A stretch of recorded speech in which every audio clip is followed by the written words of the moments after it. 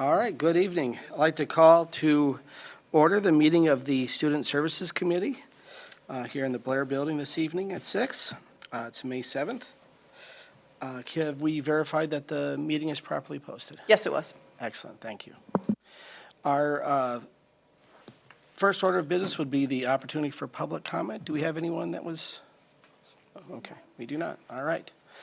Let us move on to our first action item then, which is the minutes. Any comments or questions on the minutes? I make the motion that we approve them as presented. All right, Second. second by Mr. Moore. All right, all those in favor? Aye. All those opposed? Passes 4-0. Let's move on then to our next action item of the evening, which is our policy 8420, school safety.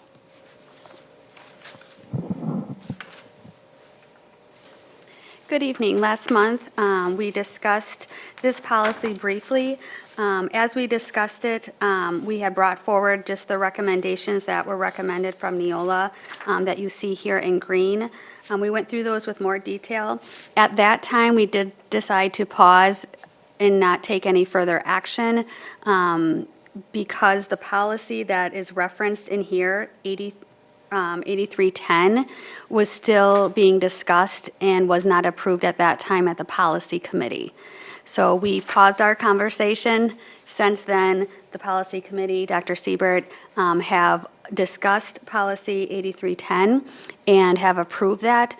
So now I'm bringing this policy back with those changes and reference to that policy. Thank you. Are there any questions or comments related to 8420?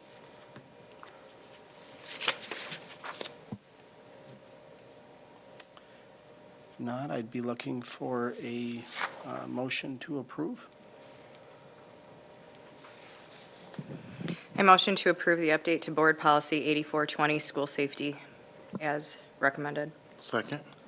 Seconded by Mr. Moore. All those in favor? Aye. All those opposed? Passes 4-0. Then we have another action item, which is a second policy this evening, and that's policy 5610, which deals with suspension and expulsion. Yeah, so tonight, Mr. Leonard is here tonight to talk a little bit more about this policy. It's being brought forward based on the recommendations from Neola. Some of the wording or language has changed regarding the word principal or guardian, and Mark can speak a little bit more to that. You'll notice that there are just minor changes beyond those words. Most of them are in paragraph 5, and I'll just put that on the screen. But Mark can talk through a little bit of the detail as far as the changes.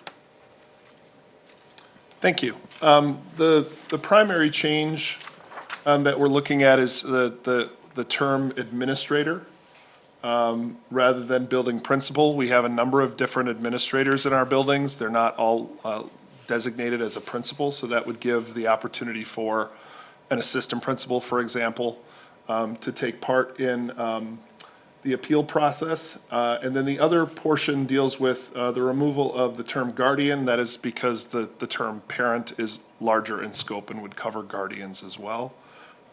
Those are the two main changes. The last change is that an administrator shall make a finding within 15 days of an appeal conference for a student who was suspended for some reason. Mrs. Voigt. Looking back at the statute 120.13, they still use the word guardian there. So I was wondering why we're choosing to remove it from our version based on Neola's recommendation. Yeah, that was based on Neola's recommendation. I don't know the specific answer to that. Yeah, I don't, I sat in on the meeting too, Mrs. Voigt, and with the Neola consultant, and they said exactly what Mr. Leonard is saying. That doesn't mean we couldn't keep it in. That was just the Neola recommendation. I guess to me, parent and guardian are not necessarily one and the same, knowing, especially when they're talking about homeless kids. They might be in a very different situation where their guardian, is someone in a temporary placement kind of situation, is that temporary housing. I think when that does happen, like oftentimes there's a guardian in place of the parent. And so I think that's why they're thinking of parent as more encompassing. What this allows us to do is say, who is that person, rather than a student's aunt coming and saying, well, I'm their guardian, or I'm their guardian. So that's part of what we kind of talk through too, because sometimes everyone's well-intended, but the true definition of guardian would serve under that parent umbrella if they are given those rights. That's something we just talked about. But again, we could keep it in. Mr. Moore? I have no problem with changing the first one, administrator. I think that that's suitable to many administrators in the schools have, you know, a lot of responsibility. And sometimes it's not just the principal that is, you know, doing everything, and sometimes they can't do everything. So I understand why they rely on their team, the assistant principals, the dean of students. That would make sense for them to have, you know, more autonomy to participate in the appealing process or any suspension and expulsion process. I understand all that. I'm with Ms. Voigt on the second piece with the guardian. I wrestle with that piece. So the first piece I have no problem with. It makes sense. It's rational, and it's a good reasoning. But the second portion with the guardian, I wrestle with that too in terms of just, you know, that term in terms of parent, because every child, like she said, does not have a. I get what your point, Ms. Ginneman, in terms of somebody claiming to be a guardian, but I would assume that the school will do their due diligence and make sure that there's records on file stating who is a guardian.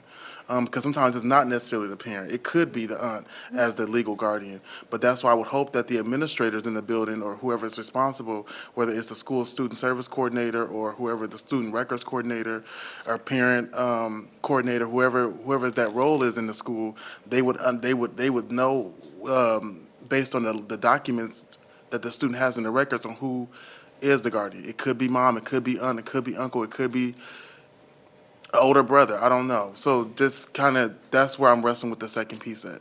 I'm not for or against it yet, I'm just kind of wrestling with it, just my opinion. Yeah, Mrs. Kozlowski? Thank you. Mark, you had mentioned earlier that when we started this, that it fell within the definition of a parent. So my question then is, what are we, because I know we have a policy that addresses, what do we refer to the definition of a parent as?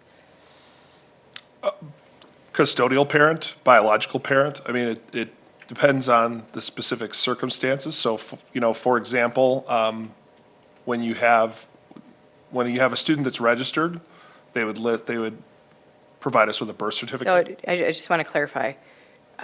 We in a policy do reference the definition of a parent, and I do not know the policy off the top of my head, but I believe that to be the case. Jim's looking. Okay. I think that would help. Because then you can reference parent as defined per policy XYZ, and then that clarifies the rest of our.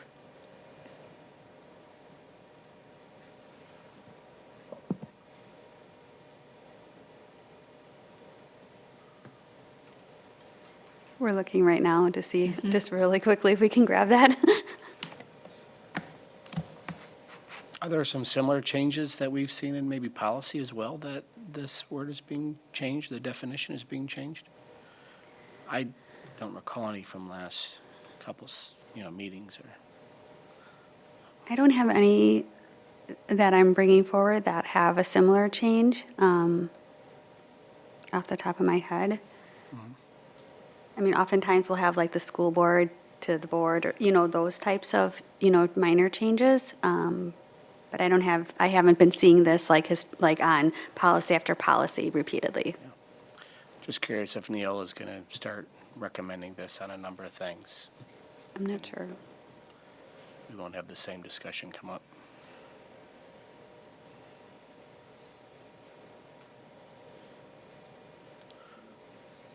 And I don't see a reason to hold up. I think it would be helpful if we had it, because I thought we had it in a policy. We have a policy 8463, students without parents, which might be the one you're thinking of, Mrs. Kolosowski, that talks about any teacher, administrator, counselor, school social worker who knows that a child is without a parent or guardian shall report that fact as soon as possible to the Waukesha County Social Services Department. Such a report is not required if a student has a legal custodian or is cared for by a kinship care relative, is what that one says.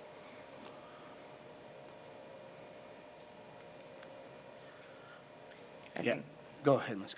Yeah, I think I would just, in sake of transparency, I agree with Mrs. Voigt. I would just keep the parent and/or guardian. Sure. We can do that. And just make those changes. Yeah, that occurs like 3 times.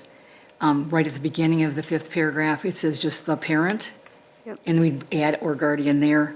About 3 lines down, there's another reference, and then in paragraph 7.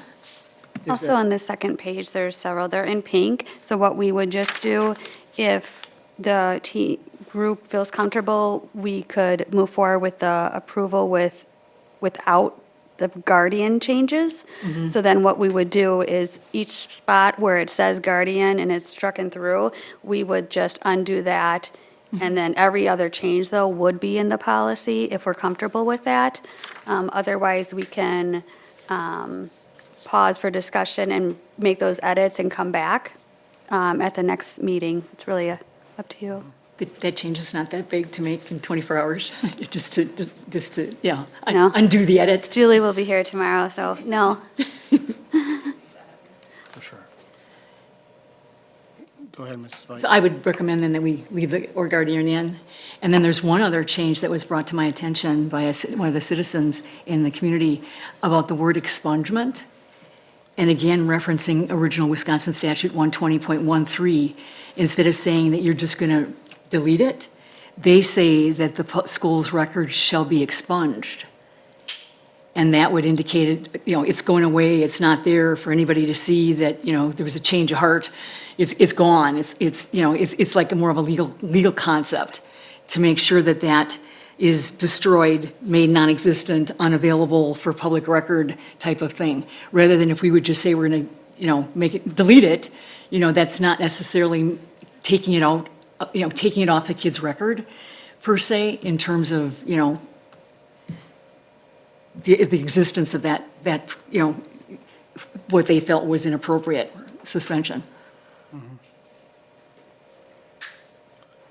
Let's make Ms. it- Voigt, what paragraph is that in? Are you referencing? This is again in paragraph 5. It says the record shall be removed in our reference. This was not something that we had talked about doing, but a citizen had written and said that the original statute 120.13 says this on the pupil's school record shall be expunged instead of shall be removed. So again, it seems like it's the same kind of thing, but technically expunged is what the statute says. And do we want to have it say the same thing as the statute? Was again, the community reference that I just am bringing up on behalf of that email. I guess my question would be, in that situation, do we have any difference? Is there anything ever, when something is to be removed, is there anything ever left on? I mean, we're just talking about the difference between the word that they're Yeah. using in the statute versus what's actually occurring, correct? Correct. Yeah, okay.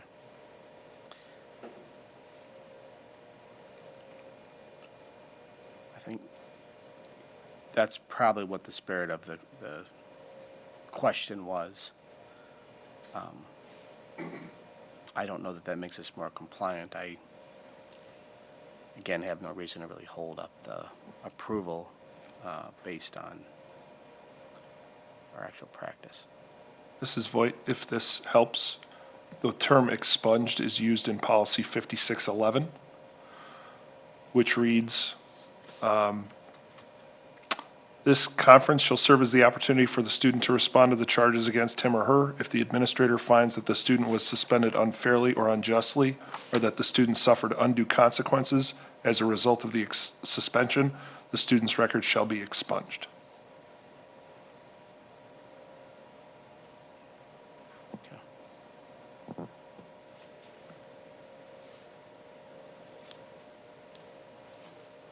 Do we have any other questions or comments?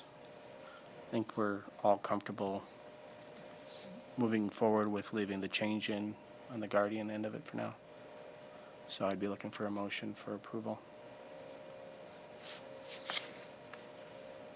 Ms. Voigt? I move to approve policy 5610, and expulsion, not making the change to remove or guardian. Second. Seconded by Mr. Moore. All those in favor? Aye. Aye. All those opposed? Passes 4-0.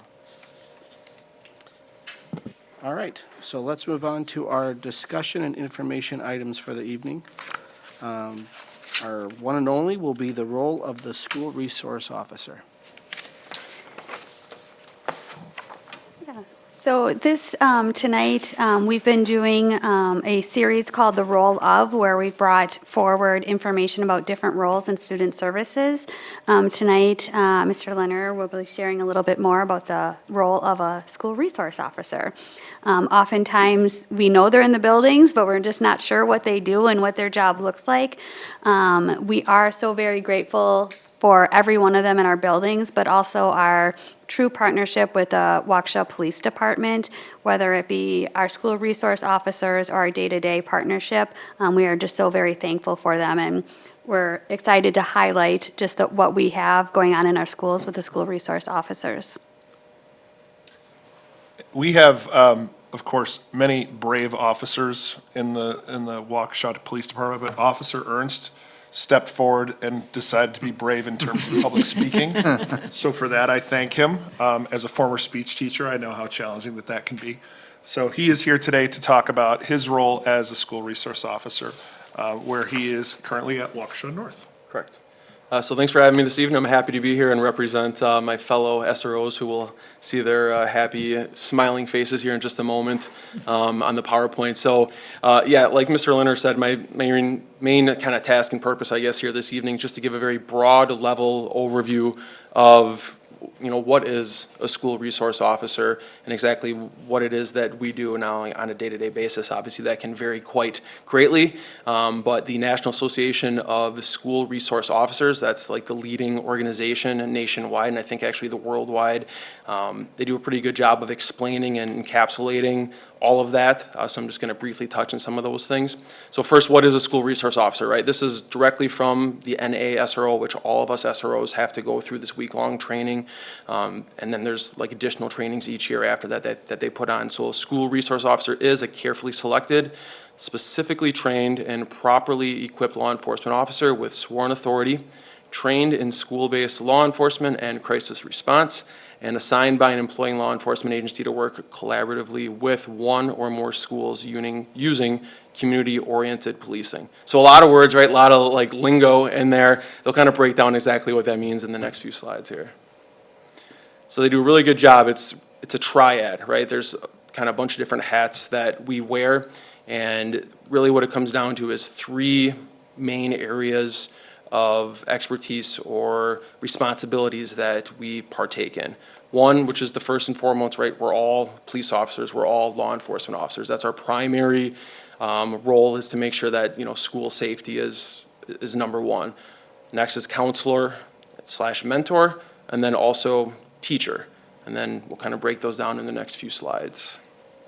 So like I said, primary role, law enforcement officer. We're all armed, we're all sworn law enforcement officers through the city of Waukesha.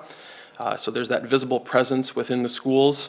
There's kind of different schools of thoughts in terms of, do we wear a uniform, do we not? In my opinion, I think in the school and the police department's opinion is we usually dress like this, right? Sometimes a lot of the interactions that students might have with law enforcement officers, let's be honest, usually people aren't calling police when they're like having a great cookout and like, hey, you want to come over and have a good time with us? It's usually when things go bad. So we go there's that uniform that you're wearing, and that can present a barrier at times. So thankfully we're able to wear clothes just like I'm wearing right now, or if it's like a school spirit day, I'll wear a North t-shirt or, cheer, choir, football, whatever it might be, to kind of help show that school pride and be more approachable from that perspective. But we're still armed, we still have all the arrest powers and everything else that we can do to take action if needed, even though we don't really need to do it very often at all. That goes with the conducting investigations, crisis planning, and then probably one of the biggest ones beyond obviously the school safety is that communication aspect, that ability to know what's happening in the community and then relay that information with student services, with our counselors, our social workers, our administrators.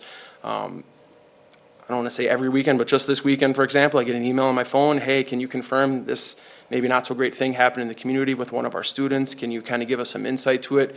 To have that advantage is absolutely huge from a school perspective, to have that relationship with the police department and the school district.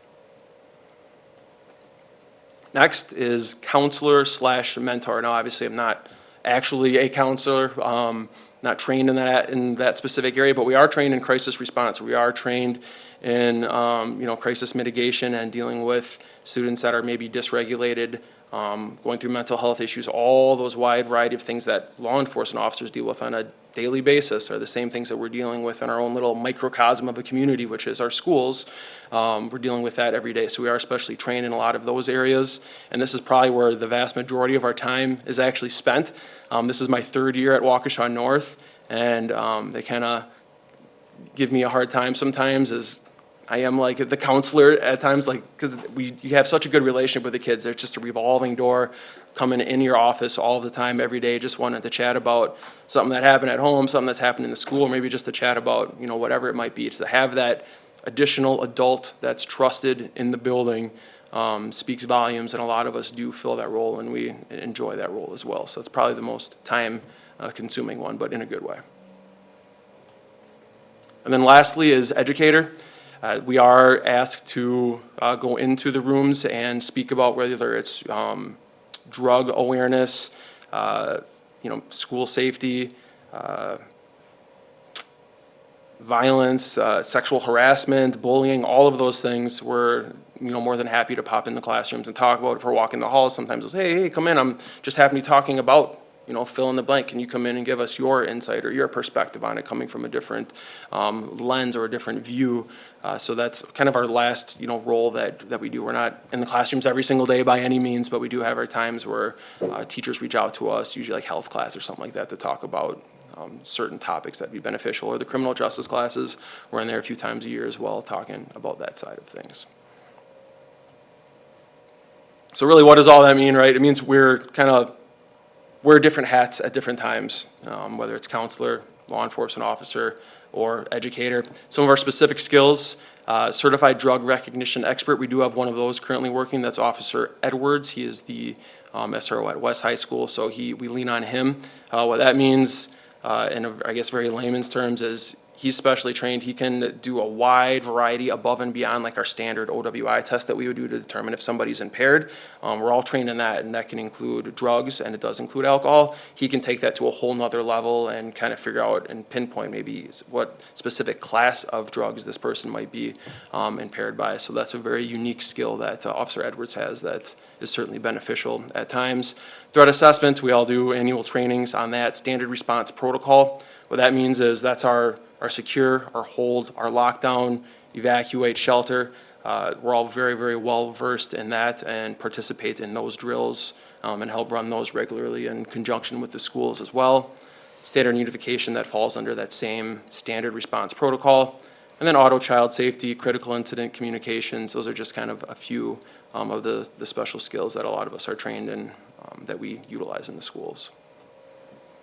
And then here's those lovely faces that weren't able to make it this evening.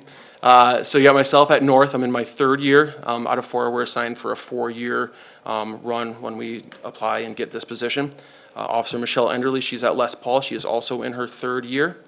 Ryan Edwards, like I previously mentioned, he is at West. He is in his second year. Steve Papia, he is at South. He is in his first year. Officer Pierce at Butler is in his first year, and Officer Paskevich at Horning, he is also in his first year. So those are the ones that are actual SROs that are assigned their full task and purpose every day is to be at the schools. In addition to that, our department works, I think, again, can't speak enough, very, very closely with the school district. We have what's called an Adopt a School program. So every school that doesn't have an assigned full-time SRO, they do have an assigned officer that will show up at the schools regularly and just touch base with admin, just to be a face there and to have, again, that communication part is huge, to have that go-to in case something's going on, or they have a question, they can reach out to that specific officer, obviously, if it's not an emergency, and they have that relationship to go off of and work through things, whether it's presentations or issues that might arise. So that is all that I have. Thank you. Yeah. Any questions or comments? Who would like to start us off here? Ms. Kozowski. So first, thank you for your service. Thank you. When I take a look at our district, and it's very easy to get lost in what the administration or parents get as what we would call high risk, and appreciating that the support that we have on the ground. What interests me is to really hear about the impact and the relationships that you have with the students and the staff within the buildings that you have, almost like a family. So I'm interested to hear, what is the best part about your roles? And then I'd like to hear, what are some of the challenging things that you have to face? Sure. So I think you nailed it. It's very, very, when people ask that question, like, it's very, very refreshing to be in this position. I would argue, anybody, it should be, especially at our department, at least I can't speak for other departments because I know everyone that I work with. All of us get into law enforcement because we want to make a difference, right? We want to be there to help somebody when they need it, but importantly, make that difference.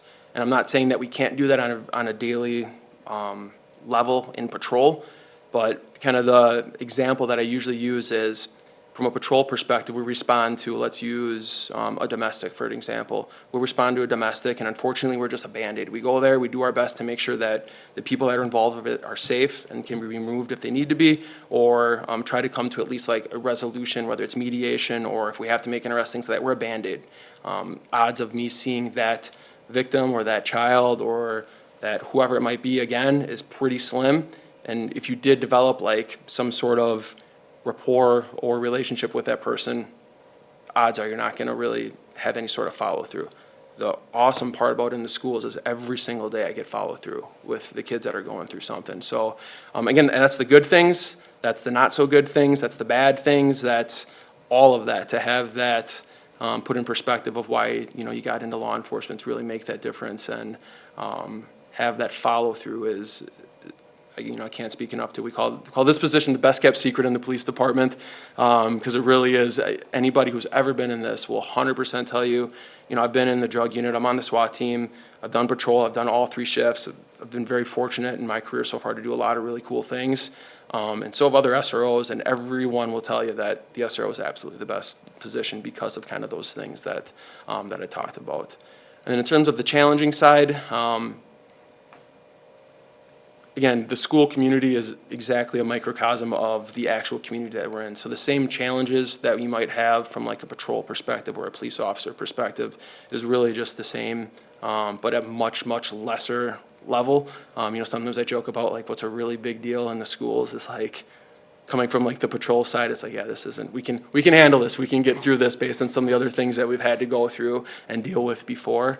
So there's challenging things, and it's frustrating at times when they are still kids and you deal and you're working through things and you think you struck a good chord with one of those kids and then, see a few steps backwards. That's frustrating. But again, that good part is that follow through, and you have the opportunity to see that through and hopefully build them back up and work through some of those things. Thank you. Well, we are extremely fortunate for all of you to have the privilege to work with our community. So thank you. Thank you. Mr. Moore? So thank you for being here. Again, we talked outside before you got in here. So our school district is changing with population. We are becoming very, very diverse, and we need to respond to the needs of our students today. Many of our students are coming from, hard backgrounds, different backgrounds, class status, racial backgrounds.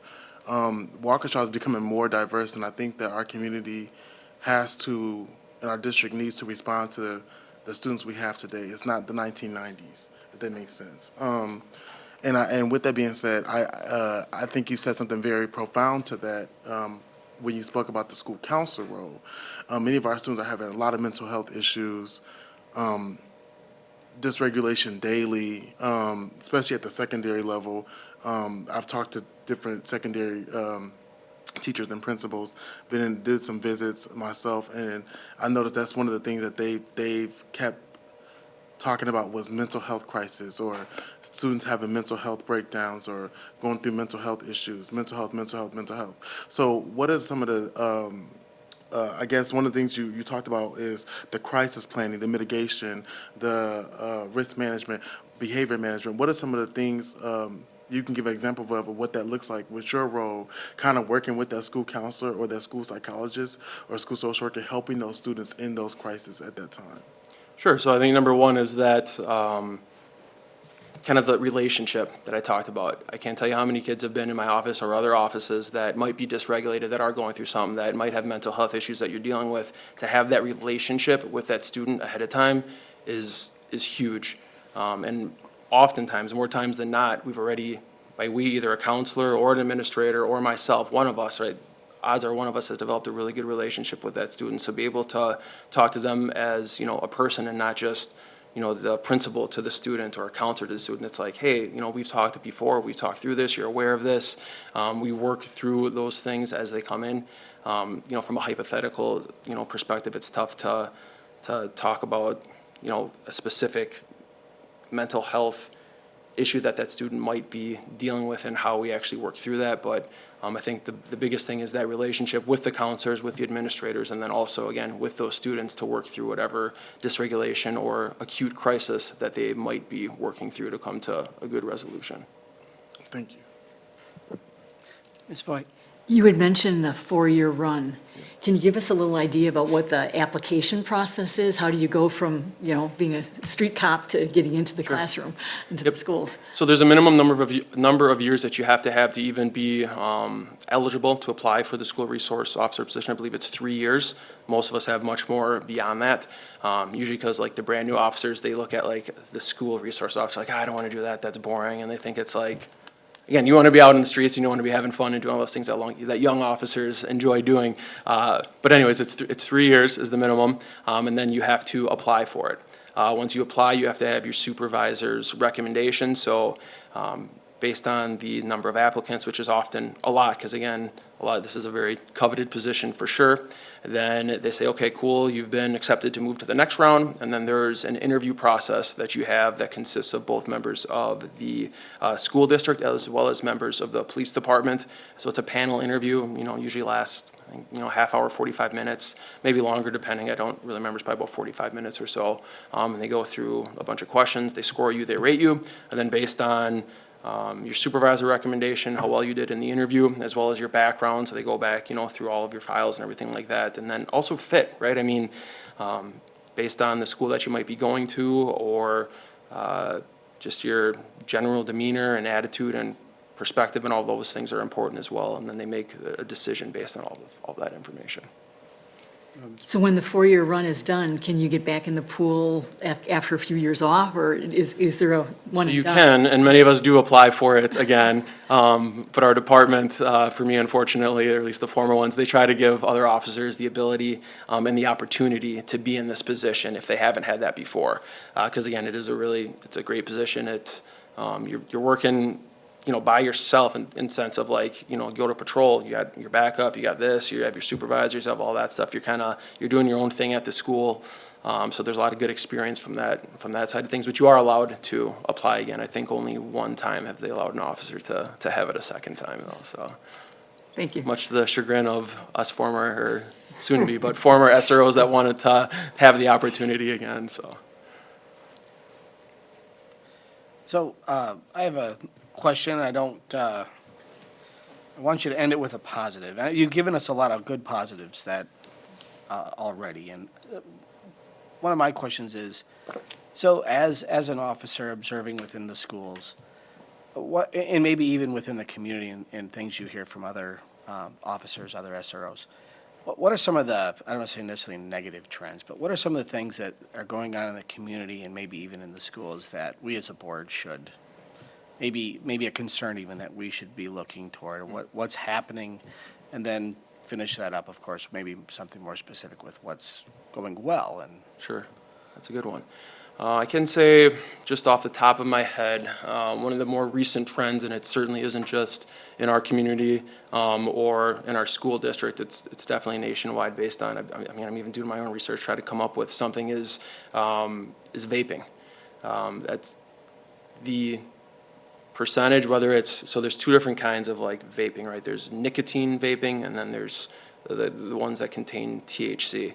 The number of young people nationwide that are, partaking in this activity is very alarming and very concerning. They've done documentaries on it. There's some really good ones that I've presented in some of my health classes to kind of show some of the struggles that the teenagers specifically deal with. But I mean, I've heard of some students that have, again, built that trust up with me, that they've disclosed that they started vaping before middle school. I mean, we're talking grade school now, that some of our students in the community are beginning to start vaping. So that's, again, off the top of my head, probably the number one thing that I can think of generally. Thankfully, we do have now vape sensors in the middle schools and the high schools, which is fantastic. It is, the kids know that they're there. I can say that it's tough to do before and after when you didn't have them versus now we do have them, but I can say that from when we first got them to where they are now, the amount of vaping has certainly gone down, so that's good. However, it's still very alarming when you do talk to some of our students and you're aware of really how often it's happening and to really what extent, to the point where they're waking up. That's the first thing they do. They go to bed. That's what they're doing. They wake up in the middle of the night. Maybe they'll do it again.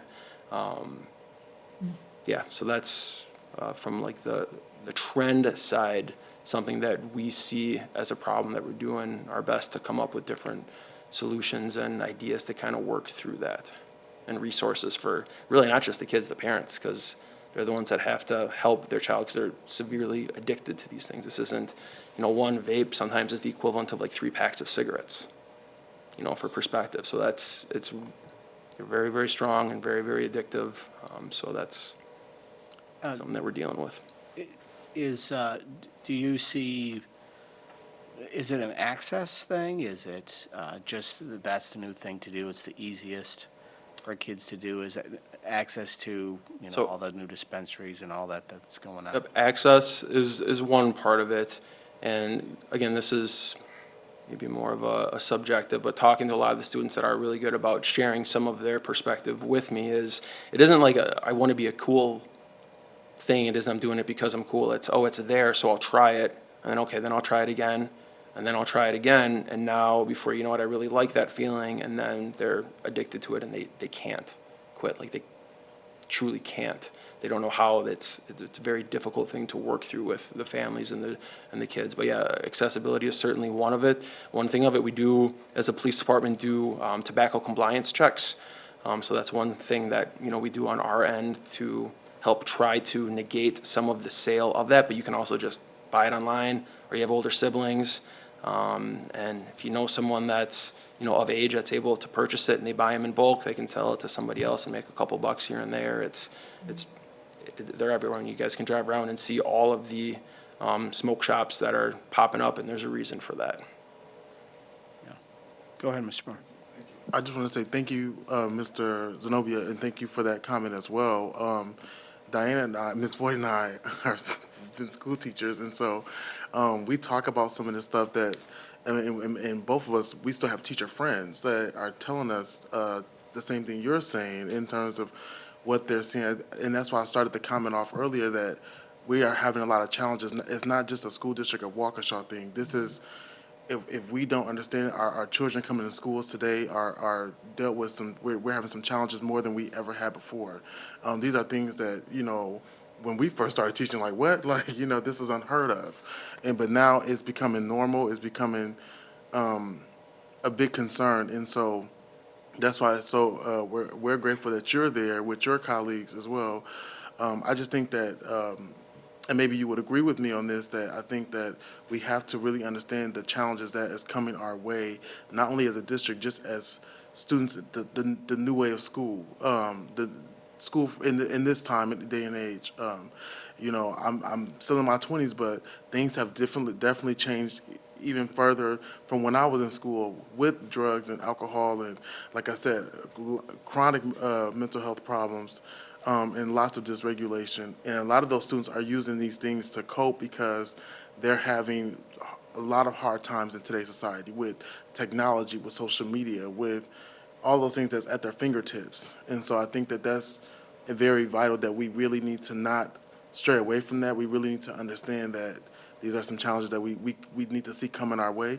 And that's up to the board and administration and other board members, other administrators across this nation to really understand it. But that's why we're grateful that you're here in our school district doing that. So again, we talked outside, and I just want to say thank you for that. So Thanks, appreciate it. So on the second half of my question there, then, the positive aspect, what really is maybe something, I know you've touched on a lot of it already, but a trend that you could say, this is something I've observed that's maybe going on in the student body that's positive from a perspective of law enforcement? Sure. I don't know if it's necessarily specific to law enforcement, but, obviously bullying is a big deal, and it always has been for years. I can say based, again, from a subjective, side of things, is compared to what it was years ago to now, it's awesome to see the progression that we've made, I think, as, for sure, I can speak specifically to this community, but I would imagine, I think nationwide as well, and a lot of that is, I think, a credit to the school districts and the communities of really, pushing the education piece on bullying and the impact that it has, but it's really cool to see how often it doesn't happen and how good a lot of our kids are and how accepting a lot of our kids are of, across the board. It's, I guess, a cool trend that I've seen, and not only in my 3 years there, but just like big picture. It was eye-opening coming into the schools and being like, wow, there's still like little like cliques, if you want to call them, but they're just friend groups, but how like welcoming and open all of our kids are here in Waukesha for the vast majority. That was kind of unique to see and eye-opening coming into the school, seeing that side of it.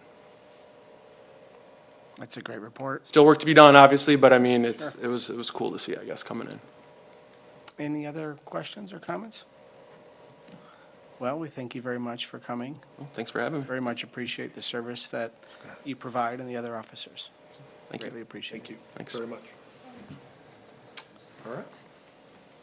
Thank you.